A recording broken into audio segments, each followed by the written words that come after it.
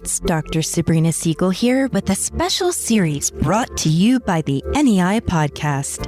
Welcome to the PsychopharmaStahlogy Show. In this special series, Dr. Andrew Cutler interviews Dr. Stephen Stahl on the most controversial, novel, and exciting topics in psychopharmacology today. Every 3 months, we will address a different theme in psychopharmacology.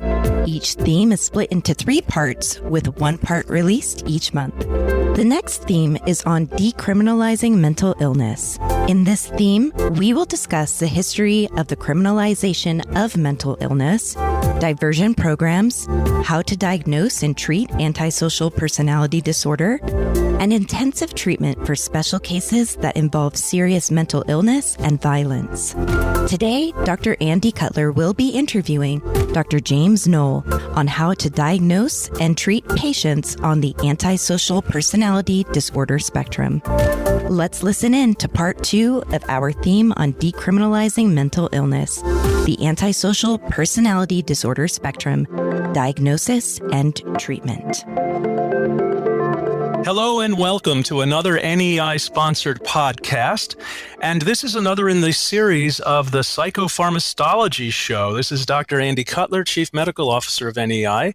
And today I'm really excited. I'm really interested in this particular topic. It's one that we don't hear a whole lot about at our different educational meetings.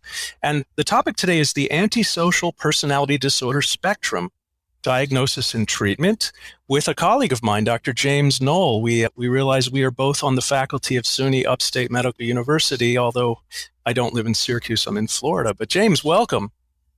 Thank you so much, Andy. It's a pleasure and an honor. And also welcome to the Salt City. Ah, yes, Salt City. And of course, with us as always is Dr. Stephen Stahl. Steve, how are you today? I'm great. I'm looking forward to this.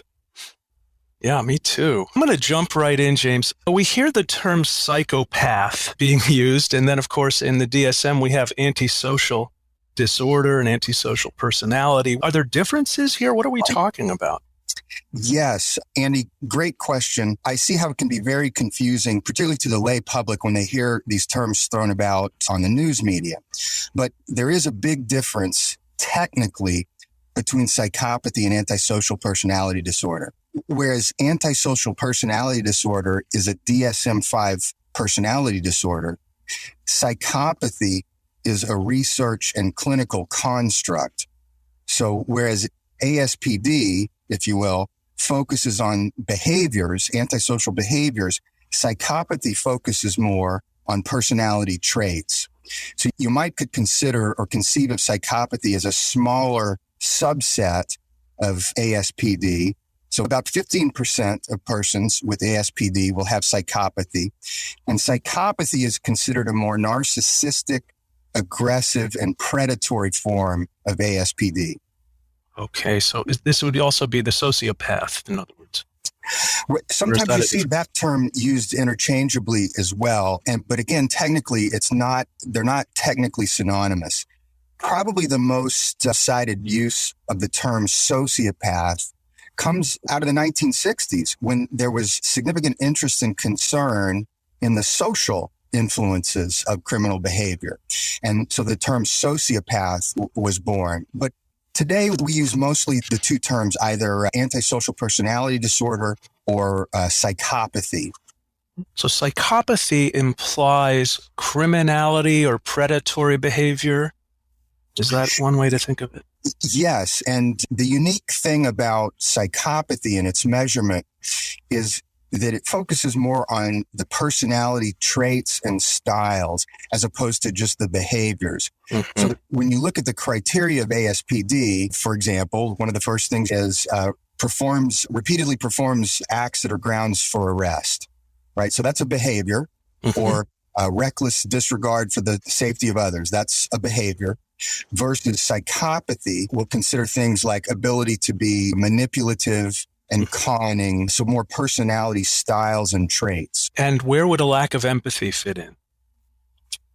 Yes, it fits into actually both. So that's one area where there is overlap, and the lack of empathy, particularly when it's observed early in childhood and adolescence.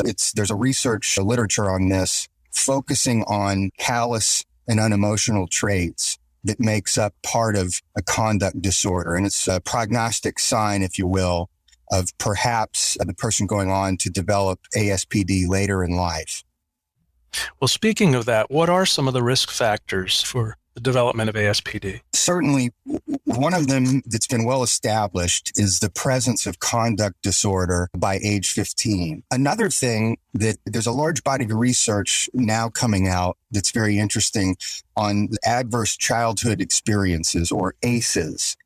And increasing research is suggesting that the higher number of ACEs one has, it's virtually predictive of the future incarceration or troubles with the law.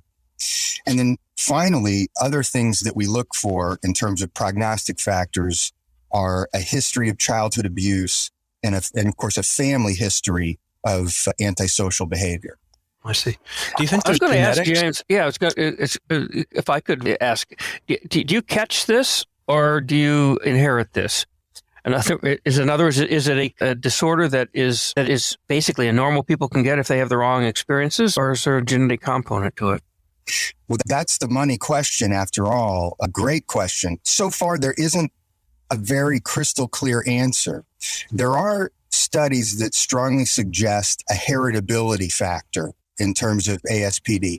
There are even twin studies adopted away and so forth showing some degree of heritability, but it's in the order of the one might expect to see, like from schizophrenia. So it's not super, super high, suggesting that other elements play a role too. And so the prevalence of ACEs in people's lives speak more to the other side of what you were inferring, that someone's social early development and social experiences can certainly play a role in whether someone goes on to develop ASPD.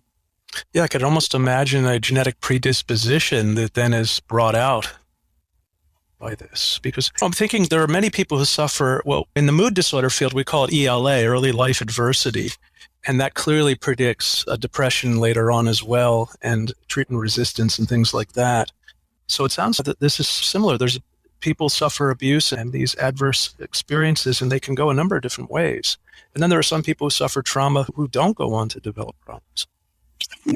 Absolutely. We see that quite a bit. Some people experience the trauma and develop and go a different route. Others, and so you're back, I think, to the consideration of baseline of the biopsychosocial model and what plays into what. Yeah, I'm sure that's true. Is there a higher family history of certain conditions, such as I would imagine substance abuse, or mood disorders, or other things? You mentioned a family history of antisocial, of course. Yes, for sure. It's important. Perhaps I ought to back up a step and just mention that when you look at ASPD and the ASPD spectrum in general, by the way, people are now looking at these personality disorders as a more of a dimensional character and a dimensional approach.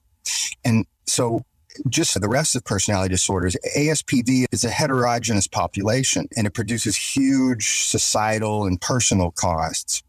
And by and large, persons with ASPD have quite a life burden. They live 20 years shorter than others, and they have very high rates of co-occurring disorders, particularly substance use and particularly alcohol use disorders. Interesting. Fascinating, actually. So it does appear then that there may be certain shared genetics or genetic predispositions, things like that, to look for. How about mood disorders? Does that seem to be related or no? Yes, there is a greater likelihood of depression. And as I mentioned, it's substance use disorders as well. Yeah. In particular, one sees, and it's difficult to tease out the chicken or the egg here, but with women, in terms of gender, women with ASPD, they report high levels of having experienced trauma in their lives. And so all of the downstream psychiatric disorders that one would expect from trauma, one sees in those cases. The PTSD, for instance. Indeed. That's quite particularly in corrections and forensics, we see quite a bit of that. It's interesting you mentioned women. We always think about when we hear antisocial personality or sociopath, I think a man comes to mind, males come to mind. So this can be seen in women, you're saying? Yes, indeed. It could be interesting to look into the future, and because, we're constantly undergoing sociocultural change, and today's day and age is no exception. So it'd be interesting to see how this develops into the future. But at least up until now, there's about a 3-to-1 ratio of men to women in terms of ASPD. So about 6% in men, about 2% in women. If you look overall, the general population, what's the incidence? About 3 to 4% in the general population. And 6% of men, that's high. That strikes me as quite high. Yes. And so in corrections, though, it's much higher, of course. Now, some people will say, isn't everybody de facto antisocial personality disorder in corrections? And the answer is no. No, I wouldn't think so. Yeah. Yeah. Only about 50 to 60% of people meet criteria for ASPD. But again, higher in men than women. This 3-to-1 ratio is still represented. The difference, though, in corrections for women is that they report more frequent childhood emotional neglect, abuse, adverse events, and less physically violent antisocial behavior than the men do. I see. Steve, are we criminalizing here a mental illness? I'm thinking we're putting all these people in jail. If they commit crimes as opposed to just having a hallucination isn't a crime, I think that it's interesting. I could ask James this question about the criminality. Are the dumb ASPDs in prison and the smart ones in the Senate and in CEO suites? Dr. Stahl, you're onto something here as usual. The flip answer is essentially yes. That's jokingly referred to in the field as unsuccessful versus a successful psychopath. And the judgment has been that we've studied much more the unsuccessful psychopath. But more recently, interestingly, the creator of the psychopathy checklist, Dr. Robert Hare, has begun to turn his focus on white-collar criminals. And some of the early findings are very interesting.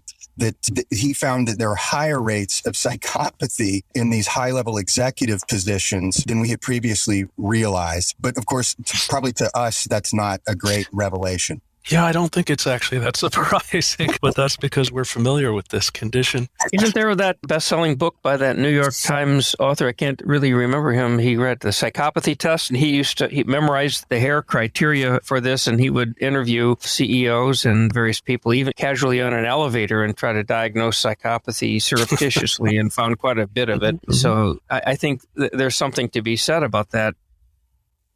Yes, I'm not getting any money or anything for this or plugging a book, but you're speaking of John Ronson, and he published a book called The Psychopath Test that is very interesting. It's easy to listen to. It's not too academic, but you do learn a lot about psychopathy and the field. Yeah, I think this might be a little surprising to some of the people listening, to some of our audience today. I think, again, there's a certain stereotype. It's a male person in jail is a stereotype, but it's certainly not true. Now, could I actually ask James, if I may interject, Andy, what about the possibility that there's pathology in the amygdala such that you're underreacted? Now, whether that's trained, acquired, or genetic, but the idea that you're not hot-blooded, but that you don't react and that there's something wrong with your amygdala reactivity in sociopathy, psychopathy, ASPD. What do you think of that? Yes, that is what, at this point, some of the best research suggests. That one kind of, I guess, pejorative term or lay term is that they have dark amygdalas, that they're underreactive, and that, of course, the amygdala being responsible for, among other things, our fear response and emotional processing and our moral emotion and reasoning. And so some sophisticated, nice studies have been done with brain imaging using PET scans and functional MRI. And they'll show psychopaths emotionally laden words while they're in the scanner. And they'll compare them to controls. And whereas controls amygdalas will show great activity, psychopaths much less so, much less activity in the amygdala. And so it's been hypothesized then that psychopaths deal with emotional processing in a more cool, cerebral fashion as opposed to an emotional fashion. Wow, that is fascinating. And it certainly makes sense. Makes a lot of sense that there'd be physiologic correlates to this to some degree. Are there other physiological correlates? I mean, do they not dilate, have the same sympathetic outflow, same skin reactivity and things like that? Yeah, that's exactly right. Other areas before we leave the brain that have been singled out and looked at as having possibly some dysfunction, particularly in psychopaths, include the orbitofrontal cortex and ventromedial prefrontal cortex, which probably is not surprising to most. Those things that put on the brakes. And then in terms of other physiological findings, there's this long-standing finding of autonomic underarousal. Yeah. And also frontal cortical underarousal. Beyond that, there's also been some studies suggesting perhaps lower levels of serotonin and higher levels of testosterone, but those tend to have some type of methodological issues. I can imagine at least a subset of these folks have too much testosterone. That would be associated with some of these behaviors, but I don't know that's a requirement necessarily. Right. All right. We've talked about the percentages of people in the general population versus the criminal population. How does the understanding of psychopathy factor into the criminal justice system? I know some people have used these things as defenses, for instance, saying I have a psychological problem. Yeah, it's interesting. It really treads the razor's edge in terms of criminal legal responsibility. But I would say I can give you the benefit of my experience. For many times, I've been retained as a forensic expert, and even in capital cases involving the death penalty. And many times, if their defense attorney, their capital defender finds that they score high in psychopathy, they may not be prone to want to introduce that information because it may run the risk of harming or hurting their client. There's the risk that their client will be seen as a quote unquote monster or irredeemable. So I still think we're not quite sure how to grapple with some of these early findings. I see. And you mentioned some scales or tools or antisocial personality. I guess we use the DSM criteria. Yeah, the DSM criteria for ASPD is very handy, very straightforward. In terms of psychopathy, it's all about Dr. Robert Hare's psychopathy checklist revised. So it's called a PCLR. And there are other versions of it. So there's a shorter screening version. And then there's also a youth version. Wow. But the PCLR itself is a 20-item checklist. And to use it, one has to be trained in it, how to administer it, and then obtain several rounds of inter-rater reliability confirmation. So sometimes I'll get a call from colleagues across the hall in the clinic, and they say, "Hey, Knoll, I think I have a psychopath. Can you send me your PCLR test?"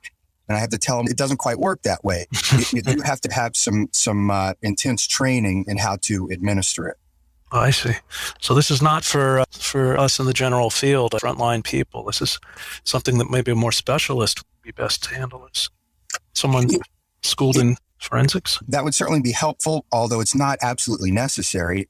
People who don't have the forensic training could use it too, as long as they've been trained in how to administer it correctly. Are there online training methods, or do you have to get trained in person? How does that work?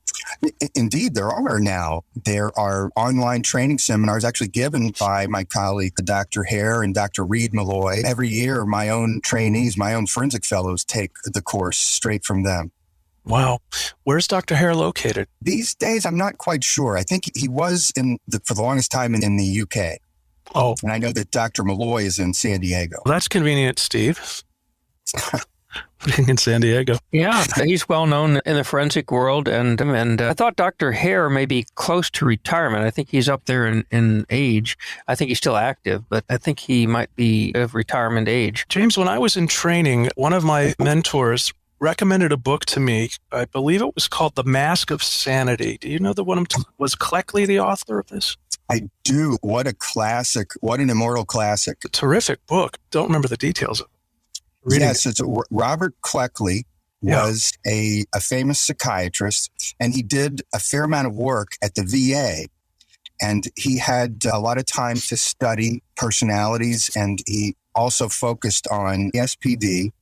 And he really wrote a nice book where he cataloged all of his observations, really in the old school master's way of describing things.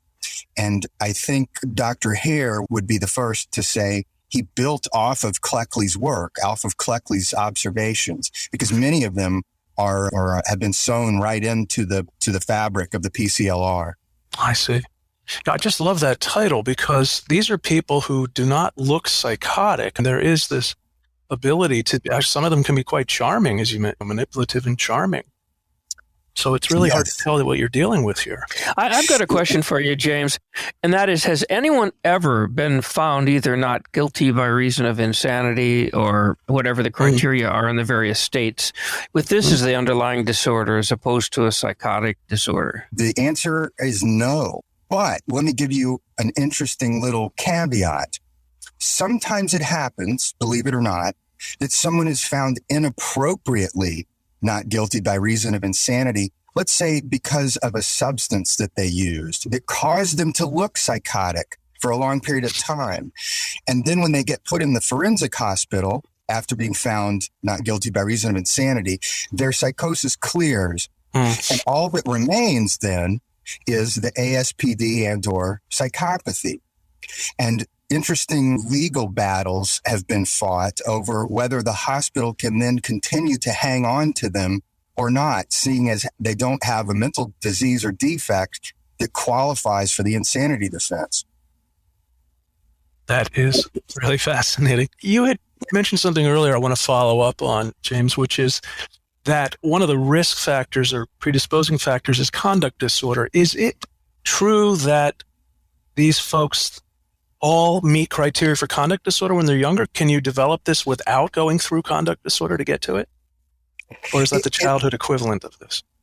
It's the childhood equivalent. It is a bit of a snafu and pain in the field. I will be candid with you because we see folks that are clearly have adult antisocial behavior, yet we go through the records and it's just not available to us, the evidence of conduct disorder. Yes. And that sort of precludes us from a technical, official DSM-5 diagnosis. But we're still able to put adult antisocial behavior.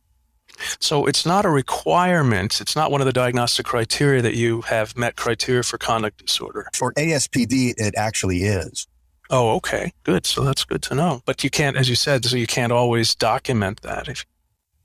No, or you can't find the proof or the evidence of it. And in court, that's what everything stands on. Right. But I think to communicate to the rest of the treatment team or other providers going forward, putting in adult antisocial behavior, I think, does the job. Okay. So in other words, you are diagnosed with conduct disorder until you hit 17 or 18, and then the diagnosis changes over to ASPD. Is that? Yes, in a certain mutually exclusive, but you wouldn't have both at the same time. What percent don't convert? In other words, how many people with conduct disorder convert? And the other way around, how many people with ASPD never had conduct disorder? Yes. In terms of conduct disorder, about 40% of boys will go on to develop ASPD. About 25% of girls will go on to develop ASPD. So quite a few don't. That's fascinating. Yes. And then the other way around, it sounds like you really have to have met criteria for CD in order to have ASPD. That's one of the DSM criteria. That's absolutely correct. So I guess, Steve, you have to have had it, but it may not have been documented or documentable, I guess, if they didn't commit too bad a crime. Well, this is fascinating. I've always wondered about those relationships.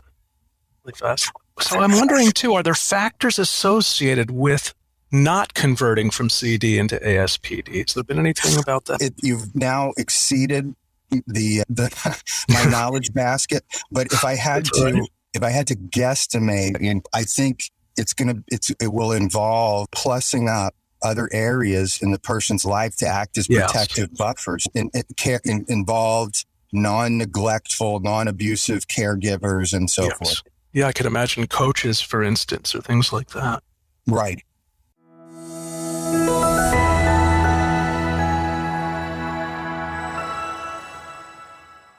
Keeping up with the latest in psychiatry shouldn't be a struggle.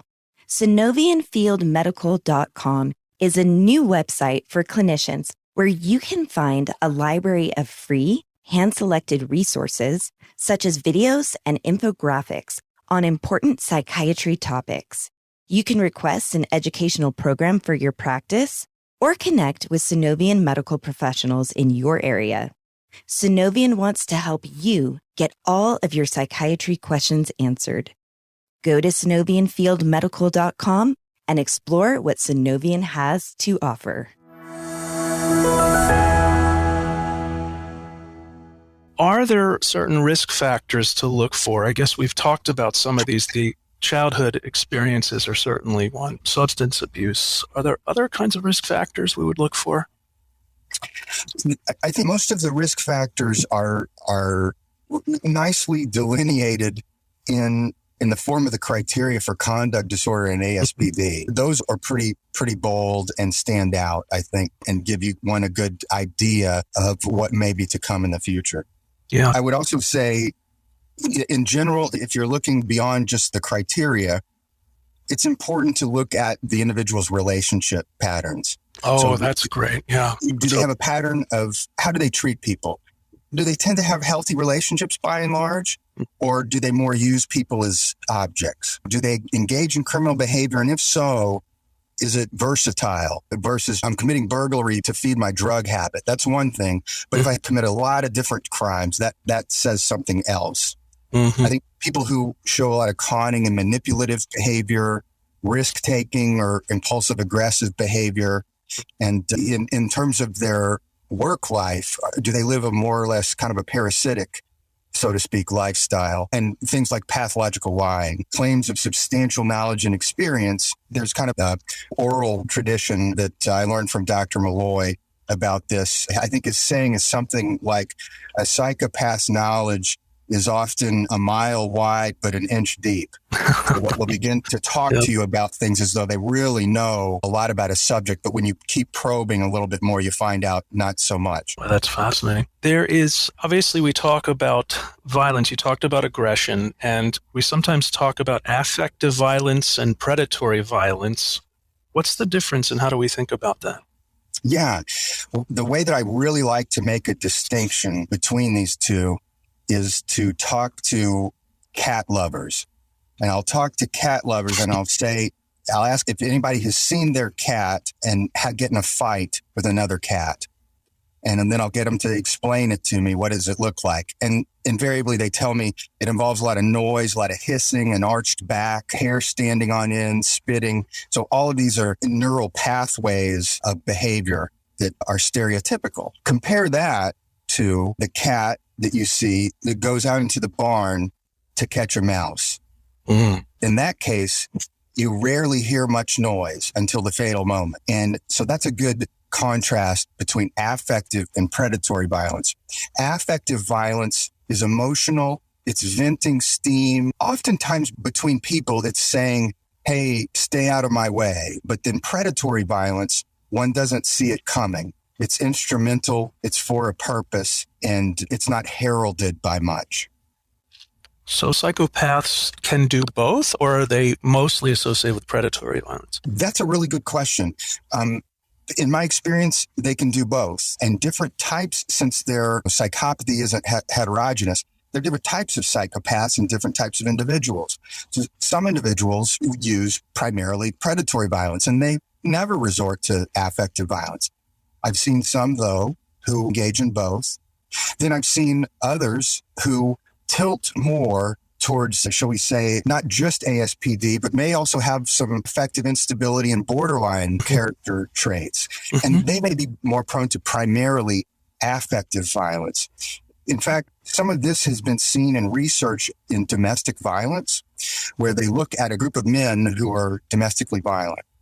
And those who are more affectively domestically violent tend to be more anxious versus those who are more predatorily violent tend to be more psychopathic. Yeah, that's fascinating. I like the idea of the continuum that you're presenting. When I trained, we used to talk about cluster B personality disorders, for instance. Yes. And it's interesting. There's clearly a relationship here with narcissism and with borderline as well. Oh, for sure. And I think that's another interesting area of psychiatric research and classification.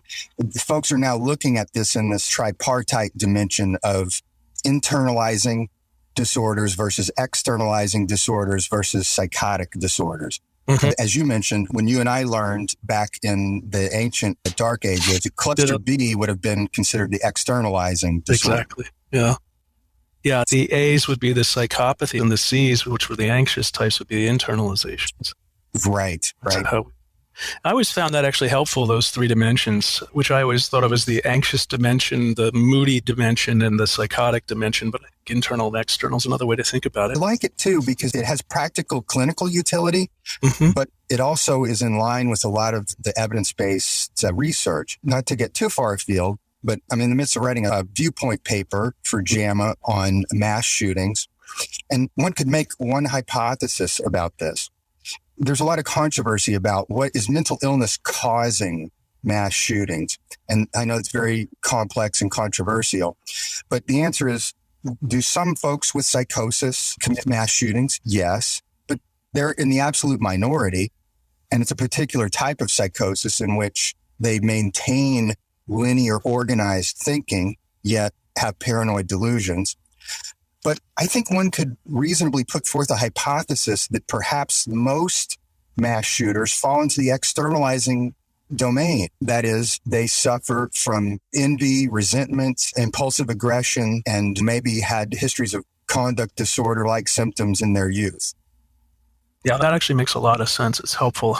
We have heard some of the very famous mass shootings. Of course, we have heard of people that were hallucinating and had delusions and things like that, but I'm sure that's not always the case. But it seems like some of the mass shootings are just so strange and bizarre. Shooting kids in elementary school, it doesn't seem to me that's revenge necessarily. I don't quite understand the mindset there. Yes, it is hard to fathom for most, as you hope it would be. Yeah. But revenge can come about and be satisfied in different ways and in different forms. Some people take their revenge out on society at large. And perhaps even as a way of, I don't know, acting out something terrible that happened to them as a child or something. I don't know. Or expunging a childhood memory, I can almost imagine. I have a question. With these so-called red flag laws, or with the possibility of, in California, there's this new thing called CARES Court, where you can potentially be given treatment even if you don't have the insight to ask for it. Is there any way to actually prevent these if it's psychopathy and resentment instead of psychosis? Because is there a treatment for psychopathy? I guess maybe not, huh?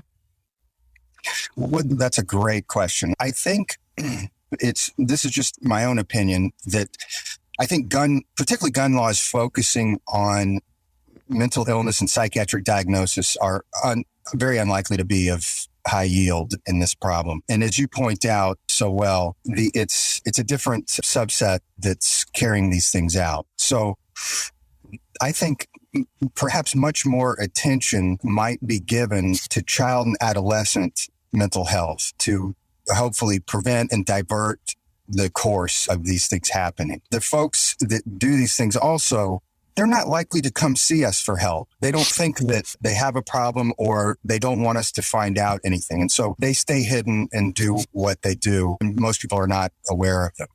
So I'm not sure how much. I think changing civil commitment laws, changing gun laws, I think those things are likely to be at low yield. I think higher yield things are more focused on child and adolescent mental health and what's going wrong from an early age. That leads to another question, which is psychopathy considered a mental illness? Yes, I think that is a very good and controversial question. I think some consider it's not clear. Some consider it to be some type of mental deviation. Some have taken an extreme position and said it's not illness at all. It's a life strategy. It's evolutionarily speaking. And so I don't think there's one consensus answer. It is a group of personality traits that can form different types of constellations in people, which bring them into trouble with society. But Going as far as labeling a mental illness, that's a little bit more gray. I would think so, because the concept of illness to me implies some degree of suffering or distress. And these people are often not distressed. That's one of the hallmarks. That's true. Absolutely right. But then yet, to complicate things again, and going back to my point where not all psychopathy is homogenous, I've seen many people with ASPD and psychopathy suffer greatly because of the things that they've done in their lives, and because of their interpersonal style and the way of conducting themselves, they bring much misery upon themselves. So that when they're caught, particularly when they're caught, yes. Yes, the unsuccessful ones, yes. The unsuccessful ones, yes. Yeah, I'm teasing, but there's no treatment anyway, is there? There's certainly no medicines that are approved for this, but isn't it also true that most of the treatments that make them worse, if anything? Yeah, that's still, there's almost just radio silence on this issue. What we know is that it's a chronic condition. The earlier you get it, the greater the severity. ASPD may lessen with age. The mean age, remitted age, is about 35. But in terms of treatments, it's few and far between. The medications, not very many studies. We have things like Dilantin, Tegretol, Depakote, lithium, all these things designed for impulsive aggression. Fluoxetine has been tried as well, but not with very remarkable results at all. And then on the therapy side, it's the same story. Contingency management, DBT, motivational interviewing, but none of it shows a remarkable, robust response. Yeah, it seems like it's almost like the horse is out of the barn. As you said, we have to intervene earlier if we have any hopes. I strongly believe that. That's actually depressing. I guess it's the best way to say it. It's a little depressing, isn't it? Yeah, and it may also be telling us something, though, important for the future about the importance of child and adolescent development. Certainly true. This also leads to trying to break the cycle and maybe work on parenting techniques and things like that. I've always been struck by the fact, James, you've got to have a license to drive a car. You have to have a license to have a pet. You have a license to go fishing, but any jerk can be a parent. What a truism there. And I stole that from a movie, by the way. I didn't come up with that by myself. Oh, you should have told me that. Yeah, the movie Parenthood was one of Keanu Reeves' first roles, and that was one of his lines. Yes, there's a very classic paper chapter written on this subject that says exactly the same thing. And the title of it is called The Case for Parental Licensure. Not joking. No, I'm only half joking when I said it, believe me. And it says exactly what you just said, but it's got some great quotes in there from judges and such. One which comes to mind, a judge said on the record, "Where do these monsters come from? Did they parachute in from another country? Did they come from another planet? No, they were raised and born and bred right here." Yeah, absolutely. Absolutely. And I think that we're not born with parenting skills necessarily, maybe some things, but having strategies for these often are people they're not good at conflict resolutions. You gave me a flashback to a good one. Back to my days in the correctional trenches. And I saw some very interesting, worthy programs where they would it was set up almost like a child psychiatry clinic with the one-way mirror and everything. And they would teach female inmates how best to attach and bond with their children. And they would do therapy with them, and they would film the whole thing for research purposes. And to me, that seems like a promising avenue. Certainly true. That, and also, I just strongly believe conflict resolution skills maybe taught when we're younger would be invaluable, because these are people who don't do conflict very well, do they? And for various reasons, but you're absolutely right. Steve, I'm a little depressed. What wisdom do you have here? What can we do about these folks other than lock them up? It's not very encouraging, is it? It's part of maybe human nature, I suppose, that we have this 4% of the population is like this. I'm not sure we manufacture them, or whether or not it's this kind of nature plus nurture, like most of the mental illnesses that we have, a combination of factors. But the biggest problem is the recidivism and the fact that psychopathy probably is not going to go away in an individual. Yeah. You wonder whether you can teach the amygdala to be more responsive if you're biologically minded or if you're more psychosocially minded. I don't think you can transplant empathy or conscience into somebody. That seems to just not work. I'll join you in your depression. It does make me think that there are some people who perhaps just need to be removed from society. Yeah, can some folks be, as they say, among the fold of man? But then the question inevitably comes up sometimes, and this is, again, purely in the speculative realm, but the question comes up, why then, let's say that there is a genetic element to this. Why keep that in the genetic pool, so to speak? What would be the purpose? Right, of course. And one fledgling hypothesis I've come across that I'm trying to push you, Andy, to maximum depression today. Okay. Get ready.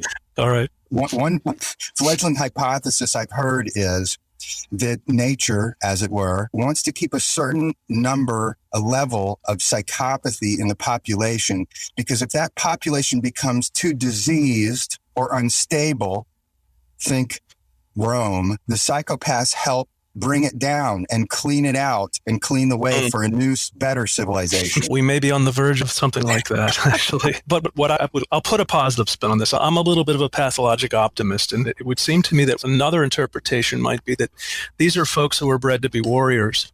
They are cunning, they're strategic, they have no problem with violence. Perhaps it helps one of our tribes survive if we have some of these folks. James, do these people get PTSD? Oh, which is also a problem with your amygdala. So you wonder if Andy's right. You know, you make the Marines, you put them in the front lines, and you have them go out and to do battle for us. But the frontline people, at least a certain percentage, of course, maybe up to 25% of people will get PTSD. Do these, and that's basically thought to be some sort of a scar, if you will, on your amygdala. What about these people? Are they more or less likely to get PTSD from exposure? Wow, that's a great question. I don't have a handy answer for you right off the top of my head. I will say I have seen people with ASPD and psychopathy who have developed PTSD after being brutally assaulted and stabbed in a correctional environment. Now, whether their PTSD was somewhat mitigated by their psychopathy is who knows, but it sounds to me like area ripe for study. I would be willing to bet that they are less prone to it depending on the situation and the type of violence they're exposed to some degree. If you're a soldier, you've got a gun, you're the one implementing the violence, and you can expect to have violence coming back at you. But if you're the victim of a random act, maybe it's different. But clearly there's something different about their amygdala, so I think it's fascinating to think about. Yes. And I think, too, I wanted to come back around and say, speaking to your good hypothesis, too, Andy, I think a certain amount of risk-taking in the culture is necessary. Yes. Yes, that's certainly true. I mean, there's a very good evolutionary theory about ADHD, for instance. These are also people who are risk takers, they're impulsive, tend to have a lot of emotionality and things like that. And there is a very high association of ADHD amongst warriors, professional athletes, inventors, explorers, things like that. So you could see how that might be beneficial to society. But you're absolutely right. There's got to be some kind of evolutionary reason to conserve this. Yes.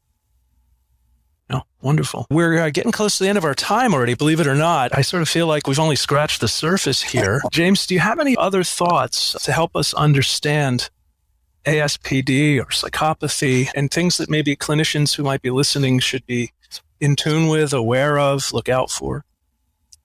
Yeah, I would say in terms of overarching principles in how to best serve folks with this particular malady, of course, it goes without saying that any underlying psychiatric disorders should be adequately treated because people with ASPD, et cetera, can get depression and other illnesses just like anyone else. One has to be particularly wary about avoiding medications that might be prone to abuse since there's such high rates of substance use among ASPD.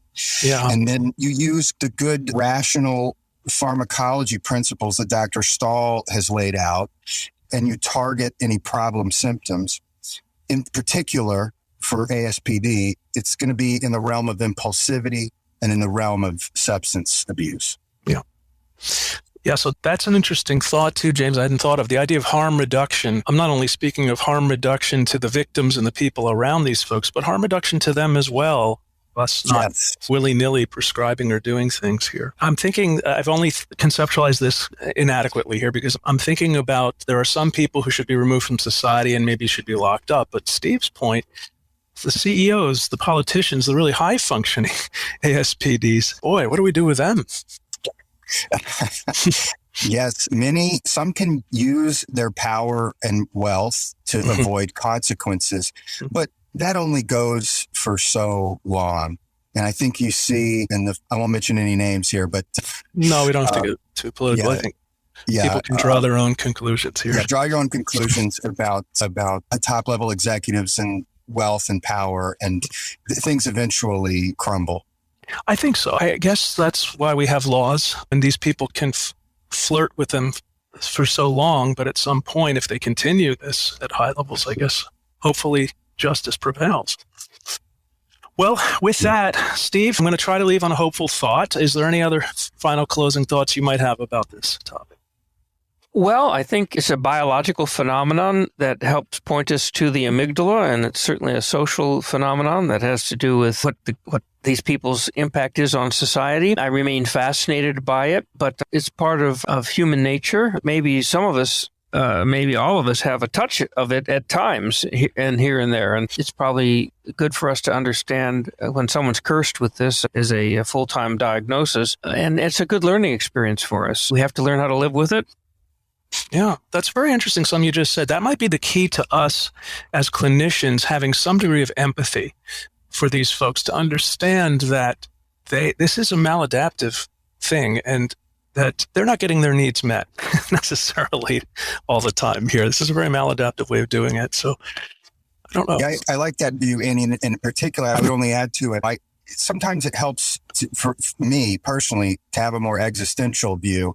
Go back to your point about harm reduction. These are individuals that bring a large amount of suffering upon themselves, but also people in their immediate vicinity and in their social circle. Yeah. And I think that's another consideration to look when one is having difficulty summoning up what is needed in terms of therapeutic efforts. James, I have one last existential question for you. You just made me think of. Is it lying if you believe what you're saying? The great George Costanza thought it wasn't, but I think as long as the person knows it's lying. Yeah. I just wonder if sometimes these folks don't convince themselves of their alternative reality or the need to have this alternative reality, but that's philosophical debate for another time. Listen, James, I want to thank you so much for this interesting discussion. And Steve as well, thank you for your color commentary as always. I want to say goodbye and thanks so much, James and Steve. And I just want to say thank you to the audience for listening. This has been another episode of the PsychopharmaStahlogy show. And there is a series of podcasts that we have in this theme, in this realm, but also we have other podcasts. And for information on NEI's other educational offerings, we have many, you can go to our website, www.neiglobal.com. And this is Dr. Andy Cutler signing off for now. Until next time, thank you so much and good luck with your work. Thank you so much for joining us for another episode of the NEI Podcast. Please let us know what you'd like to hear more about by leaving a review. Don't miss another episode. Subscribe today.